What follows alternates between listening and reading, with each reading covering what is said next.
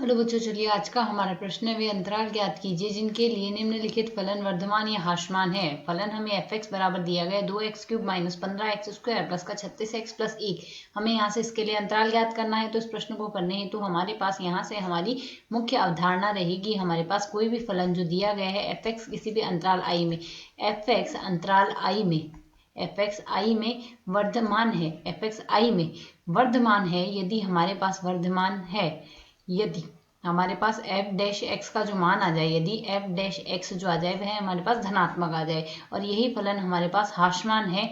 यदि ह्रासमान है, यदि f' का जो मान आ जाए वह हमारे पास 0 से छोटा आ जाए। तो यदि अब हम यहाँ से देखेंगे, हमें जो f(x) दिया गया है, f' निकालने के लिए उसका हम अवकलन करेंगे फलन का। तो यहाँ से f' बराबर लिखा जाएगा d/dx, और हम f(x) का अवकलन करेंगे, अर्थात 2x³ minus 15x² plus 36x plus 1 का हम x के सापेक्ष अवकलन करेंगे। सरल करें तो यहाँ से x³ का अवकलन होगा 3x² माइनस 15 गुणा x² का अवकलन होगा 2x प्लस 36 गुणा x का अवकलन होगा 1 प्लस 0 आएगा। इसे यदि हम सरल करेंगे तो मान आएगा 6x² माइनस का 30x और प्लस का 36 आ गया। अब यदि हम यहाँ से देखें, इस पद में से हम 6 उभयनिष्ठ ले सकते हैं। यदि हम यहाँ से 6 उभयनिष्ठ ले लें तो शेष बचेगा x² माइनस का 5x प्लस का 6 हमारे पास शेष बच रहा है। और यदि इसे आगे और सरल करें तो इसके भी हम गुणनखंड कर सकते हैं, x² माइनस 3x आएगा और माइनस में 2x आएगा, प्लस का 6 आ जाएगा। इसे यदि हम आगे सरल करें तो पहले पद में से हम x उभयनिष्ठ ले ले तो x माइनस 3 शेष रहेगा, बाकी दो पदों में से 2 उभयनिष्ठ ले ले तो x माइनस 3 आ जाएगा।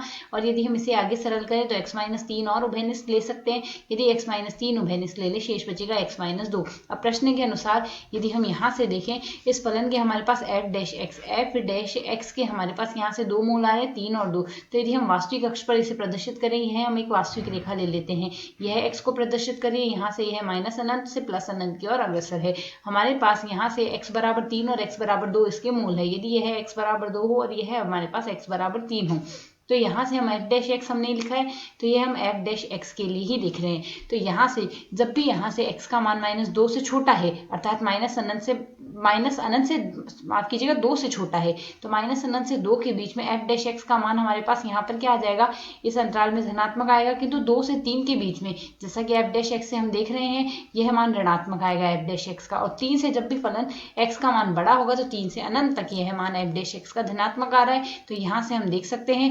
f' हमारे पास f(x) वर्धमान है, f(x) वर्धमान है।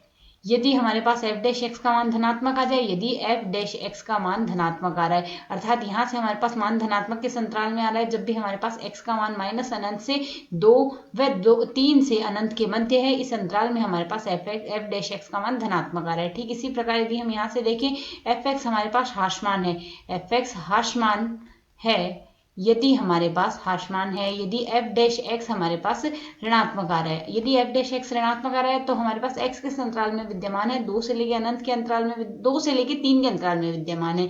इस अंतराल में तो फलन हमारे पास ह्रासमान है, और बाकी हमारे पास बाकी 2 अंतरालों के यहाँ से यूनियन में हमारे पास फलन वर्धमान है, और यही हमें ज्ञात करना था। आशा है समझ आया। धन्यवाद।